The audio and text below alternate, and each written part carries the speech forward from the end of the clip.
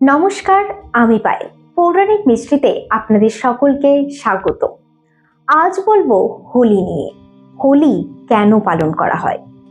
অনেকদিন আগে এক অসুর রাজা ছিলেন, নাম হিরণ্যকশিপু। তিনি চাইতেন সবাই তাকে ঈশ্বরের মতো পূজা করুক, কিন্তু তার নিজের ছেলে প্রহ্লাদ ছিলেন ভগবান শ্রী বিষ্ণুর ভক্ত। এতে রাগে হিরণ্যকশিপু অনেকবার তার নিজের ছেলেকে অর্থাৎ প্রহ্লাদকে মারতে চেয়েছিলেন। শেষে তিনি তার বোন হোলিকাকে বলেন প্রহ্লাদকে আগুনে বসাতে। হোলিকার বর ছিল আগুন তাকে পোড়াতে পারবে না, তাই হোলিকা সেই বরের ভরসায় প্রহ্লাদকে নিয়ে আগুনে বসে, কিন্তু অন্যায় উদ্দেশ্যে আগুনে বসার কারণে হোলিকা পুড়ে যায় আর প্রহ্লাদ বেঁচে যায়।